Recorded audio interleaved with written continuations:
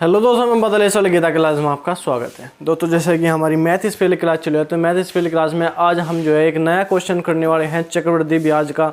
चक्रवृद्धि ब्याज का ऐसा क्वेश्चन जो मैंने आपने कर लिया था कि 2 वर्ष का इतने % वार्षिक ब्याज से जो चक्रवृद्धि ब्याज से ब्याज ज्ञात करो, चक्रवृद्धि मिश्र धन ज्ञात करो, ये आपने कर लिया था। लेकिन अगर 1.5 वर्ष 2.5 वर्ष इस प्रकार जो हमें क्वेश्चन पूछे जाए तो वो हम अपनी तरीके से अपने ट्रिक से कैसे करेंगे। तो देखते हैं हम कैसे करेंगे कि 2.5 वर्ष का जो अगर हमसे चक्रवृद्धि ब्याज पूछा जाए 2000 रुपये पर 5% वार्षिक चक्रवृद्धि ब्याज पर 2.5 वर्ष का चक्रवृद्धि ब्याज ज्ञात करें।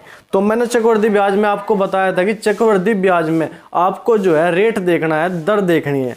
तो चक्रवृद्धि ब्याज में दर देखें, क्या दिया गया है 5%।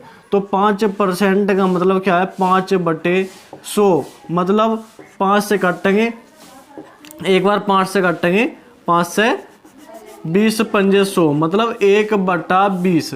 तो 1/20 में हमें क्या निकालना, हमें निकालना प्रिंसिपल और अमाउंट, मिश्र धन और मूलधन का अनुपात, मूलधन और मिश्र धन का अनुपात। तो इसमें मैंने आपको बताया था कि क्या है, मूलधन क्या है हमारा 20, उस पर 1 रुपये का ब्याज है, तो मिश्र धन कितना हो जाएगा 21।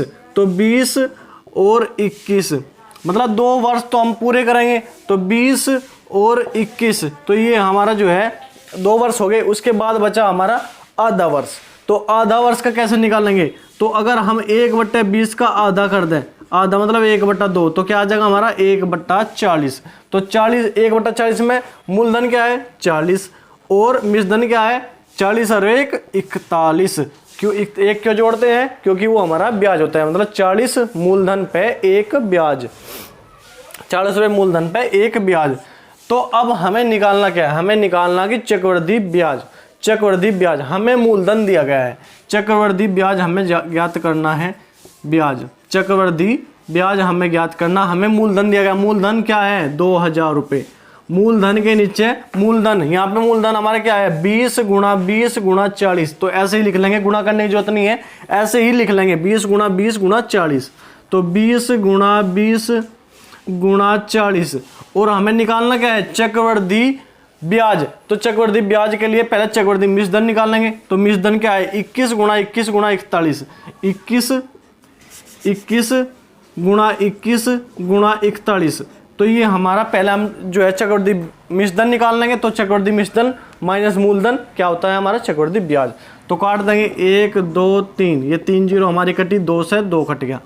तो ये क्या बचा 21 गुणा 21 441 गुणा 41 बटे 2 गुणा 4, 2 गुणा 4। तो इसकी हम गुणा करेंगे, 441 की गुणा करेंगे, 441 गुणा 41 की गुणा करेंगे हम, क्या होगा 141 गुणा 144 गुणा 4 एकम 4, 4 चौक 16 का 6 कहाँ से लेंगे, 4 चौक 16 और 1 17। तो ये क्या आ गया हमारा 1 4 4 8, 6 4 10 की 0 वहाँ से लगे 1 7 और 1 8 1। तो ये क्या आ गया 18081, 18 6 4 10 की 0 वहाँ से लगे 1 7 और 1 8, 1 18 बटे क्या आ गया 4 दूनी 8। तो काटेंगे इसे, 8 दूनी 16, 8 दूनी 16, 8 दूनी 16 बचे 20, 8 दूनी 16, 8 दूनी 16 बचे 28, 8 दूनी 16 8 24, 8 दूनी 16 8 24, 8 दूनी 16 बचे 2, 8 दूनी 16 बचे 4, 8 छंग 48, 8 छंग 48 बचा 1, मानी चलती लगा दी 0, मानी चलती लगा दी 0, दशमलव लगा उतारी 0, 8 एकम 8 बचे 20, 8 दूनी 16 और बचे कितने 4 8 पंजे 40। तो ये आ गया हमारा क्या आ गया 2260.126। ये हमारा जो है चक्रवृद्धि क्या आ गया मिश्र धन हमारा आज का, चक्रवृद्धि मिश्र धन हमारा आ गया ये। तो चक्रवृद्धि मिश्र धन हमारा ये आ गया। तो हमें क्या निकालना चक्रवृद्धि ब्याज। अगर इसमें से हम 2000 माइनस कर देंगे, मतलब चक्रवृद्धि मिश्र धन माइनस मूलधन, चक्रवृद्धि मिश्र धन माइनस मूलधन अगर हम करेंगे तो क्या होगा हमारा, क्या होगा हमारा 22 2606.125 मतलब 2260.125 में से 2000 माइनस कर देंगे, 2000 माइनस कर देंगे तो हमारा आ जाएगा 260.12 हमारा जो है चक्रवृद्धि ब्याज आ जाएगा। तो एक बार और समझते हैं कैसे हमें करना है। सबसे पहले मैंने आपको बताया था कि परसेंटेज जो हमें रेट दिया गया है, दर दिया गया है, उसी से हमें निकालना है। तो 5% का मतलब 5/100, तो ये हमारा आ जाएगा 1/20। तो 1/20 में 20 हमारा जो है मूलधन, उस पर 1 रुपये का ब्याज, तो हमारा मूलधन क्या हो जाएगा 20 + 1 = 21। तो पहले साल में 20 रुपये मूलधन, 20 रुपये मूलधन और 21 रुपये मूलधन, प्रिंसिपल और अमाउंट। फिर अगले साल भी ऐसे ही। फिर हमें निकालना आधे साल का, क्यों हमें निकालना 2.5 साल का। तो 1/20 गुणा 1/2 मतलब इसका आधा कर देंगे तो 1/40 हो जाएगा। तो 40 और 41 हमारा जो है मूलधन और मूलधन हो गया। हमें निकालना ब्याज।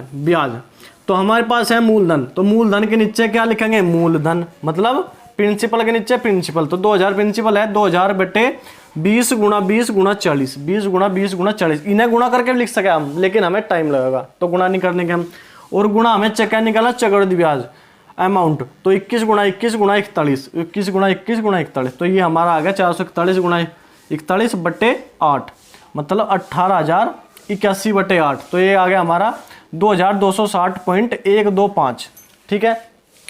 अगर 2000 चक्रवृद्धि मूलधन ही हमारा, चक्रवृद्धि मूलधन में से हम मूलधन 2000 घटाओगे तो हमारा जगह हमारा 260.12, क्योंकि हमारा चक्रवृद्धि ब्याज जो होता है वो चक्रवृद्धि मूलधन माइनस मूलधन होता है।